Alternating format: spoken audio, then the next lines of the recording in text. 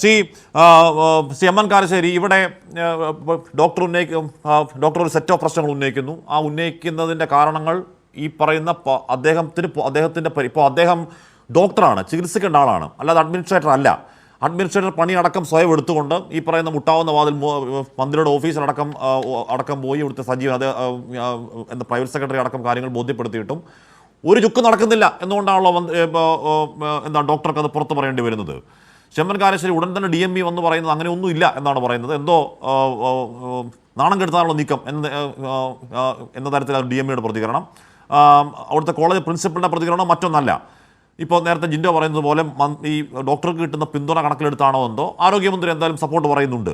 ചെമ്മൻ കാരശ്ശേരി വാർത്തയുടെ ഈ ചൂട് മാറിയാൽ ഈ ഡോക്ടർക്കെതിരെ നടപടി ഉണ്ടാവില്ല എന്ന് ഉറപ്പുവരുത്തേണ്ടത് കേരളത്തിൻ്റെ ഉത്തരവാദിത്തമല്ലേ ചെമ്മൻ കാരശ്ശേരി? ഹാഷ്മി, തീർച്ചയായിട്ടും. അതായത് എനിക്ക് ആദ്യം ചെയ്യാനുള്ളത് കേരളത്തിലെ നീതിബോധമുള്ള എല്ലാ മനുഷ്യരുടെയും പേരിൽ തിരുവനന്തപുരം മെഡിക്കൽ കോളേജിലെ യൂറോളജി വിഭാഗം തലവൻ ഡോക്ടർ ഹാരിസ് ചെറക്കലിനെ അഭിവാദ്യം ചെയ്യുകയാണ്.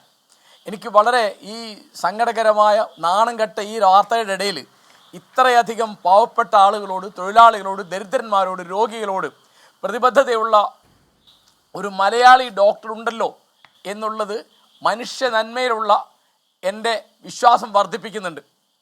യാതൊരു സംശയവുമില്ല. ഇവിടെ ഇപ്പോൾ എങ്ങനെയാണ് ഗവൺമെൻറ് അന്വേഷിക്കുന്നത്? ഇപ്പോൾ A+ കിട്ടിയ കുട്ടികൾക്ക് അക്ഷരം എഴുതാനും വായിക്കാനും അറിഞ്ഞുകൂടാ എന്ന് വല്ലവരുമല്ല DPI ഒരു യോഗത്തിൽ പറഞ്ഞു. ആ വാർത്ത പുറത്തു വന്നപ്പോൾ ഗവൺമെൻറ്, വിദ്യാഭ്യാസ മന്ത്രി ബഹുമാനപ്പെട്ട ശിവൻകുട്ടി എന്താ ചെയ്യേണ്ടത്? അത് സത്യമാണെന്ന് അന്വേഷിക്കാൻ വളരെ എളുപ്പമാണ്. അദ്ദേഹത്തിൻ്റെ അയൽവക്കത്തുള്ള A+ കിട്ടിയ ഒരു കുട്ടിയെ വിളിച്ചിട്ട് ഏതെങ്കിലും 4 മലയാള വാക്ക് എഴുതാൻ പറഞ്ഞ ഒരു കേട്ടെഴുത്ത് കൊടുത്താൽ മനസ്സിലാവും. അന്വേഷിച്ചത് എന്താണെന്നറിയോ? ആ യോഗത്തിൽ DPIയുടെ ഈ സംഭാഷണം ചോർത്തിയതായിരുന്നാണ് അന്വേഷിച്ചത്. എങ്ങനെയുണ്ട് അന്വേഷണം? അപ്പോൾ നമ്മുടെ ഉദ്യോഗസ്ഥന്മാർ ഇപ്പോൾ ആ DPIയുടെ പ്രതിബദ്ധത എന്നുള്ളത് ഒരു ഉദ്യോഗസ്ഥൻ്റെ പ്രതിബദ്ധതയാണ്. അതിനേക്കാൾ പ്രതിബദ്ധത വേണ്ടതാണ് വിദ്യാഭ്യാസ മന്ത്രിക്ക് അല്ലെങ്കിൽ ഒരു MLAക്ക്. അതുപോലെ നേരത്തെ മാധ്യമപ്രവർത്തകയായിരുന്ന നമ്മുടെ ഇപ്പോഴത്തെ ആരോഗ്യമന്ത്രി ബഹുമാനപ്പെട്ട ശ്രീമതി വീണ ജോർജ്, അവർ ഇതറിഞ്ഞില്ല അല്ലെങ്കിൽ സിസ്റ്റം തകരാറാണ് എന്ന് അവർ പറയുമ്പോൾ അവർക്കെതിരായിട്ട് മൊഴി കൊടുക്കുകയാണ്. അറിഞ്ഞില്ല എന്ന് പറഞ്ഞാൽ ഇതിപ്പോൾ ഏതെങ്കിലും വയനാട്ടിലോ ഇടുക്കിയിലോ ഉള്ള ഉൾഭാഗത്ത് ഒരു സാധാരണ പ്രൈമറി ഹെൽത്ത് സെൻ്ററിൽ എന്തെങ്കിലും ഒരു മരുന്നില്ലാതെ അറിഞ്ഞില്ല എന്നുള്ള മാതിരിയല്ല. തിരുവനന്തപുരം മെഡിക്കൽ കോളേജ് എന്ന് പറഞ്ഞാൽ എന്താ? അവിടുത്തെ ഏറ്റവും വലിയ, ഇപ്പോൾ ഒന്നാമത് മെഡിക്കൽ കോളേജുകളൊക്കെ പാവപ്പെട്ട ആളുകൾ, തൊഴിലാളികൾ, ദരിദ്രന്മാർ അവരുടെ അഭയകേന്ദ്രമാണ്. ഇവിടുത്തെ നേതാക്കന്മാരോ ഇവിടുത്തെ മന്ത്രിമാരോ ഒക്കെ ചികിത്സയ്ക്ക് പോകുന്നത് വളരെ ഉയർന്ന നിലവാരമുള്ള സ്വകാര്യ ആശുപത്രികളിലോ അല്ലെങ്കിൽ കേരളത്തിന് പുറത്തോ അല്ലെങ്കിൽ ഇന്ത്യക്ക് പുറത്തോ ആണ്. പ്രധാനപ്പെട്ട ആളുകളൊക്കെ പോകുന്ന അമേരിക്കയിലാണ്. അറിയാമല്ലോ. ഞാൻ ഈ സമയത്ത് ഹാഷ്മി ഒരു കാര്യം ഓർമ്മ വരുന്നത് പറയാം.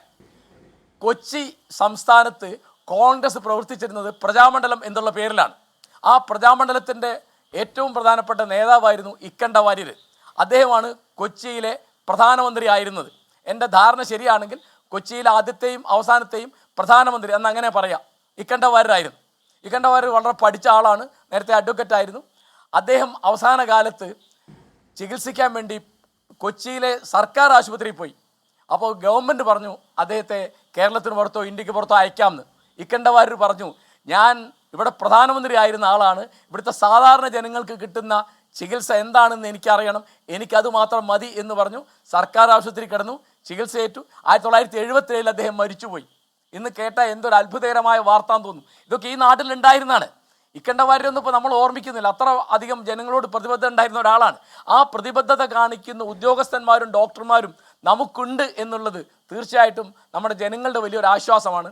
പിന്നെ ഇപ്പോൾ ജിൻഡോ ജോൺ പറഞ്ഞ മാതിരി 2 കോടി ലോക സമാധാനത്തിന് മാറ്റിവെക്കുക. നമ്മുടെ ഗവൺമെൻറ്റുകളുടെ പ്രധാനപ്പെട്ട പ്രശ്നം മുൻഗണനാക്രമം ഇല്ല എന്നുള്ളതാണ്.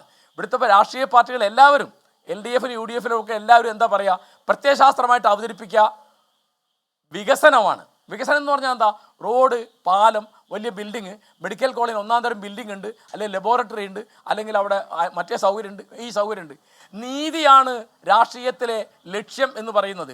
വികസനമൊക്കെ മാർഗമാണ്. ഇപ്പോൾ കോഴിക്കോട്ടെ 2 അനുഭവം ഞാൻ പറയാം. ഒന്ന്, അവിടെ ഹർഷിന എന്ന് പേരായ ഒരു വീട്ടമ്മ, അവർക്ക് ശസ്ത്രക്രിയ നടത്തിയപ്പോൾ അവരുടെ വയറ്റിനകത്ത് വെച്ച് കത്രിക വെച്ച് തുന്നിപ്പോയി. 9ാമത്തെ മാസമാണ് അവരിത് മനസ്സിലാക്കുന്നത്. വയറുവേദന വന്നപ്പോൾ ഇതിന് കൊടുത്ത പരാതിക്ക് ഇപ്പോഴും പരിഹാരമായിട്ടില്ല. മെഡിക്കൽ കോളേജിൽ ഉപയോഗിച്ചിരുന്ന സിസേഴ്സാണ് ആ വീട്ടമ്മയുടെ വയറ്റിലുണ്ട് എന്ന് കണ്ടെത്തി കഴിഞ്ഞിട്ടും അവർ നീതിക്ക് വേണ്ടി റോട്ടിലാണ്. ഇതുപോലെ ഇതിനേക്കാൾ നാണം കെട്ട ഒരു കാര്യമാണ് ICUവിൽ അർദ്ധബോധാവസ്ഥയിൽ കിടക്കുന്ന ഒരു വീട്ടമ്മയെ അവിടുത്തെ ഒരു ജീവനക്കാരൻ ബലാത്സംഗം ചെയ്തു. ആലോചിച്ച് നോക്കൂ, കോഴിക്കോട് മെഡിക്കൽ കോളേജിൽ ആ വീട്ടമ്മയും നീതി കിട്ടാതെ റോട്ടിലാണ്. അപ്പോൾ ഈ നീതി ഉറപ്പാക്കാതെ ഏത് വികസനത്തെ പറ്റിയാണ് നമ്മൾ പറയുന്നത്? ഇവിടുത്തെ കേരള കോൺഗ്രസ് ആണ് വികസനം എന്നുള്ള പ്രത്യയശാസ്ത്രം തുടങ്ങിയത്. പിന്നെ മുസ്ലിം ലീഗും കോൺഗ്രസും ഇപ്പോൾ CPM-ഉം CPI-യും BJP എല്ലാവരും വികസനം എന്നാണ് പറയുന്നത്. അപ്പോൾ നീതിയുടെ ഒരു പ്രശ്നം, ന്യായത്തിൻ്റെ ഒരു പ്രശ്നം, ജനങ്ങളുടെ വാസ്തവമായ ദുരിതത്തിൻ്റെ ഒരു പ്രശ്നം, മനുഷ്യ ജീവന്റെ വില, മനുഷ്യന്റെ അന്തസ്സ് തുടങ്ങിയുള്ള കാര്യങ്ങൾ ഏറ്റവും പ്രസക്തമായ കാര്യങ്ങൾ തന്നെയാണ് ഈ പറഞ്ഞ പ്രയോറിറ്റി. അത് നമ്മൾ കഴിഞ്ഞ കുറേ നാളുകളായി നമ്മുടെ ഈ കാലത്തിന്റെ പ്രയോറിറ്റി എന്താ നമ്മൾ ചോദിക്കുന്നുണ്ട് മാഷേ, ഉത്തരം കിട്ടുന്നില്ലെങ്കിലും.